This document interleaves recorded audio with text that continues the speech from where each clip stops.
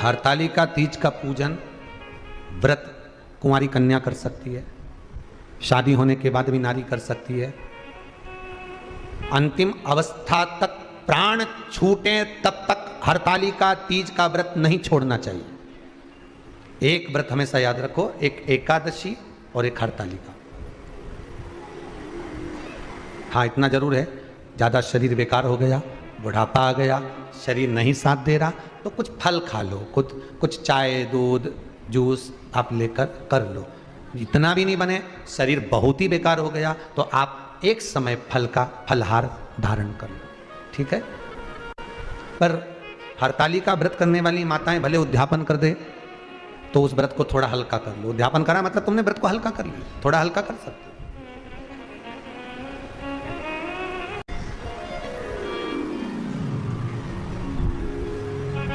हरतालिका तीज का जो व्रत का उद्यापन करते हैं उसमें 5 चीज रखते हैं ना, 5 कपड़े स्त्री के, 5 कपड़े पुरुष के, 5 तरह का अनाज, 5 तरह का फलहार, 5 तरह का फल।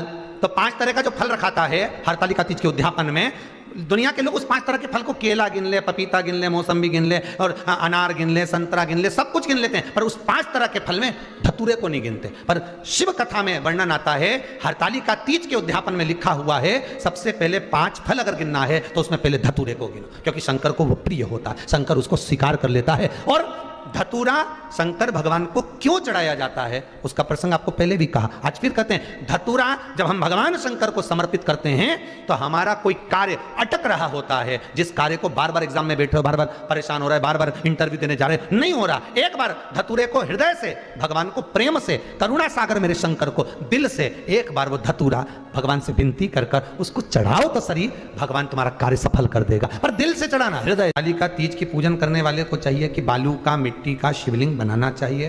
फुलेरा जो बनाया गया है ऊपर शंकर जी के ऊपर लटकाने के लिए, टांगने के लिए, उसके नीचे शिव पार्वती गणेश जी की सुंदर बालू की मूर्ति बना लेना चाहिए, पार्थिव लिंग का निर्माण कर लेना चाहिए, शिव की आराधना करना चाहिए।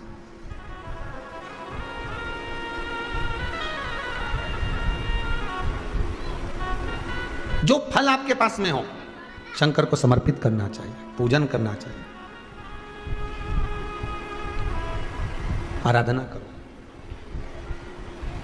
सबसे पहली पूजन हरतालिका तीज की प्रदोष काल के अंतर्गत हो जाना चाहिए, शाम के समय पर। प्रयास करा करो प्रदोष काल के समय पर पहली पूजन हो जाए तो ज़्यादा अच्छा है।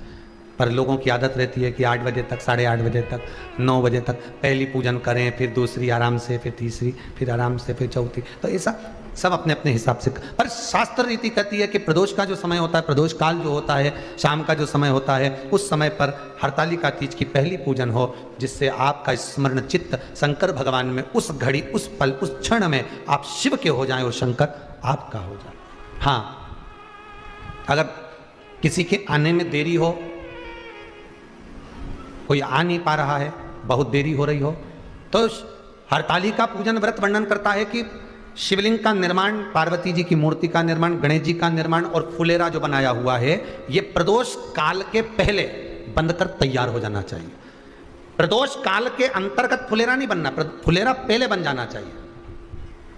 और बहुत विशेष बात ध्यान रखिए हरतालिका तीज की, कि शंकर जी का जो आपने स्वरूप बनाया है, पाटे में, थाली में, चौकी पर, चौरंग पर जो स्वरूप बनाया है, वो पहले नहीं रखना है। पहले क्या बांधना है? फुलेरा। पहले फुलेरा बांधिए, उसके बाद उसके नीचे शंकर जी को रखिए। कई अब जो हरतालिका तीज का पूजन करते हैं तो उनके लिए हो गया, अब दूसरे के लिए भी सुन ले। जो नारी हरतालिका तीज का पूजन नहीं करती, व्रत नहीं करती, साधना नहीं करती, उसके लिए भी कहा गया कि आप अगर ये व्रत नहीं करते हो तो एक कार्य जरूर करना, कहीं पर फुलेरा बंधा हो, हरतालिका की पूजन हो रही हो, 5 मिनट 10 मिनट निकालकर अपने आसपास के किसी पौधे में से पत्तियां लेकर या पुष्प लेकर, 5 वृक्ष की पत्ती या 5 वृक्ष के पुष्प लेकर शंकर भगवान को जब पूजन हो रही हो, 5 मिनट माताएं जब पूजन कर रही हों, तब आप भी उस पुष्प को, उस पत्तियों को शंकर को समर्पित कर सकते हो। ये नहीं चढ़ा सकते तो 5 फल नहीं चढ़ा सकते तो 5 कुछ भी पुष्प आदि का आप शिव को समर्पित करो। पर क्यों चढ़ाया जाता है, किस लिए चढ़ाना चाहिए?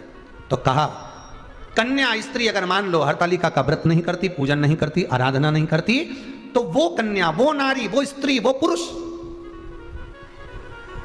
कार्य तो बहुत करेगा, दुकान भी 4 चलाएगा, व्यापार भी बढ़ाएगा, पर संपदा को जोड़ नहीं पाएगा। 1 रुपए कमाएगा, 1.25 रुपए खर्च वाला काम चलेगा। हस्त नक्षत्र में जो तृतीया पड़ती है, हस्त नक्षत्र के अंतर्गत जो तृतीया का महत्व कहा गया है, वो संपदा को बढ़ाती है, मनोकामना को पूर्ण करती है। इस नक्षत्र के अंतर्गत जो तृतीया आती है, वो मनोकामना को पूर्ण कर कर चली जाती है। इसलिए शिव की आराधना के लिए प्रथम माने।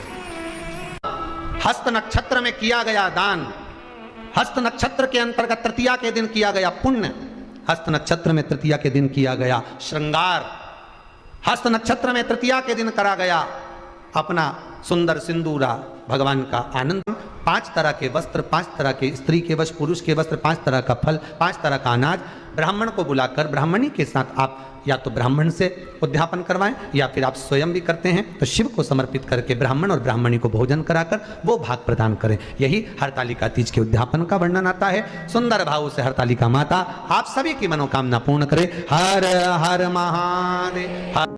थोड़ा ध्यान लगाकर सुनना, हरतालिका तीज शिव महापुराण की कथा ही नहीं है। आप जो तीज करते हो, हरियाली करो चाहे सातुड़ी करो, उस तीज की महत्वता क्या है, इस हिंगोली की शिव महापुराण की कथा में अपने को समझना है कि उसकी मूल तत्वता, उसकी महत्वता है क्या, उसका महत्व क्या है।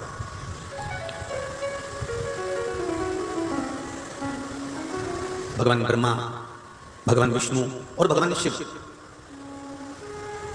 इन तीनों की जो अर्धांगिनियां, ब्रह्माणी, लक्ष्मी और पार्वती, इन तीनों ने तप कर कर, साधना कर कर ब्रह्मदेव को, भगवान विष्णु को और भगवान शंकर को प्राप्त किया। और तीनों ने प्राप्त कर कर तीनों देवताओं से वर मांगा कि वर हमको ऐसा दीजिए कि हमारे तप साधना का फल नारी को तीज के दिन प्राप्त हो जाए। अब देखिए जरा, एक ही व्रत से, एक ही उपवास से उसको संपूर्ण तप साधना का फल प्राप्त हो रहा है, संपूर्ण तप साधना का फल उसको मिल रहा है। मात्र एक व्रत से, केवल एक व्रत कर रहे हैं, संपूर्ण तप साधना का फल उसको प्राप्त हो रहा है।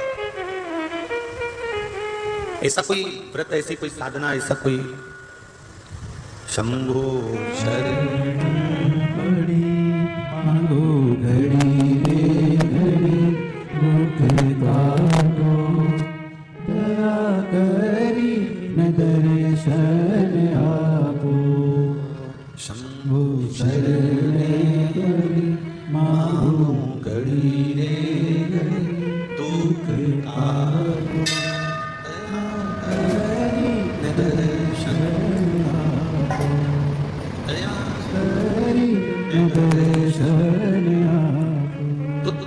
ब्रह्माणी ने ब्रह्मदेव से मांगा, लक्ष्मी जी ने भगवान विष्णु से मांगा, पार्वती जी ने भगवान शिव से मांगा कि ऐसा वर दे दीजिए जिस वर से एक ही व्रत करने से संपूर्ण फल की प्राप्ति हो जाए, संपूर्ण फल मिल जाए। ऐसा एक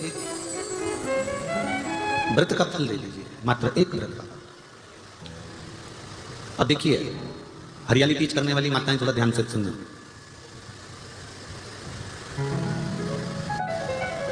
हरियाली तीज जब माताएं करती हैं तो एक हरियाली तीज, एक गणगौर की तीज, ये 2 तीज के व्रत ऐसे होते हैं जिसमें जब माताएं करती हैं तो उस समय पर उमा, ब्रह्माणी और लक्ष्मी, इन तीनों की आराधना का फल उसको केवल एक व्रत से प्राप्त हो जाता है। अब देखिए दूसरा, सातुड़ी तीज।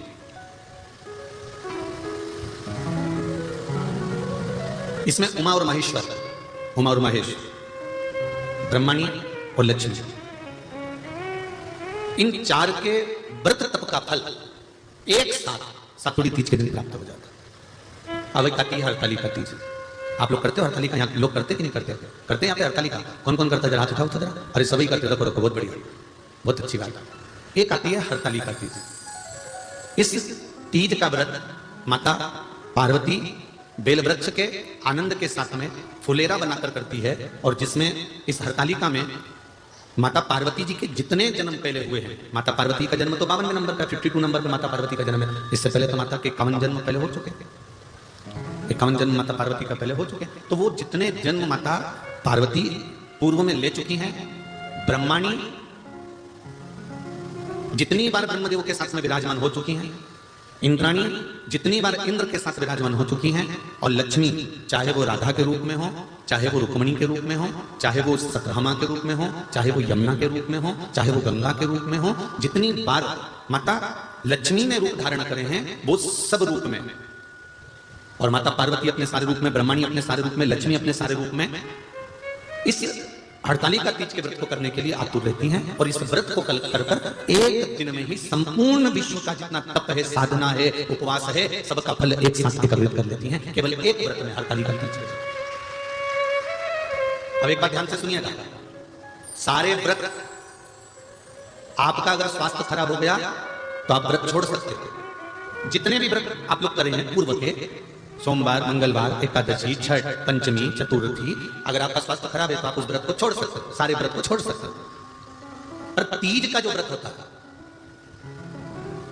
हड़तालिका जो व्रत होता है, ये व्रत एक बार लेने के बाद जब प्राण छूटते हैं तभी ये व्रत समाप्त होता है, अन्यथा बीच में ये व्रत समाप्त नहीं।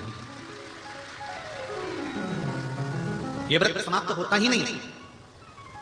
अगर शरीर से नहीं बनता कि अब हमारी अवस्था हो गई, अब शरीर से नहीं बन रहा है, तो भले एक पहर की पूजन कर कर, एक पहर का नियम धारण कर कर, एक पहर का स्मरण कर कर, एक पहर का पूजन कर धारण करो, और उसके बाद में भले आप थोड़ा सा जो भी आपको लेना है वो कर लो, पर इस व्रत को करना ही पड़ता है। इस व्रत का नियम ही है। इस व्रत पार्वती मैं तुम्हें प्राप्त हुआ हूं, यह हड़तालिका तीज के व्रत का फल है। शिव जी कहते हैं पार्वती जो नारी हड़तालिका तीज के व्रत का स्मरण करती है, फुलेरा जो बांधा जाता है उसमें 5 माला से ज्यादा माला लटकना चाहिए, 5 से कम नहीं।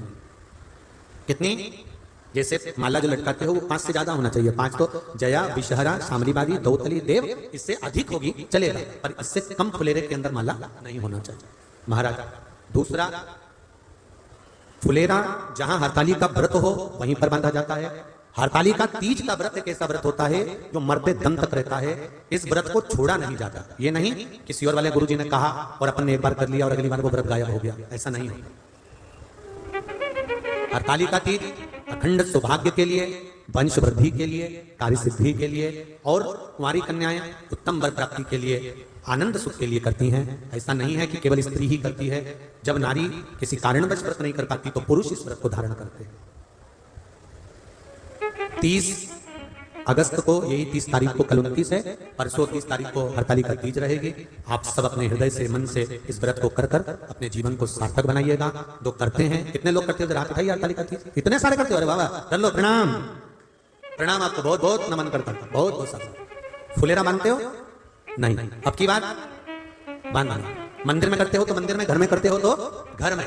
फुलेरा वंश की वृद्धि करता है, फुलेरा अखंड सौभाग्य देता है, फुलेरा मन की कामना को पूर्ण करता है। जो बेटियां जिनका विवाह नहीं हो रहा हो या बेटे जिनका विवाह नहीं हो रहा हो, वो 7 स्थान पर कहीं फुलेरा बंधा हो तो फोन लगाकर पूछना कहां बंधा है, वहां का दर्शन करना, एक फूल में हल्दी कुंकू लगाकर शिव जी को चढ़ाकर फिर वहां से जाना। 7 स्थान के फुलेरे का दर्शन अवश्य करिएगा। जो व्रत नहीं करते हैं उनसे निवेदन है, कहीं हड़तालिका हो रही हो तो वहां बैठकर अगर भजन हो रहे हो तो थोड़ी देर भजन गाने चले जाना। अपने मोहल्ले में, कॉलोनी में, सोसाइटी में कहीं हड़तालिका तीज का व्रत हो रहा हो तो 2-4 मिनट जाकर दर्शन जरूर करना, जिससे भोलेनाथ आपका अखंड सौभाग्य करे और आपके मन की कामना पूर्ण करे।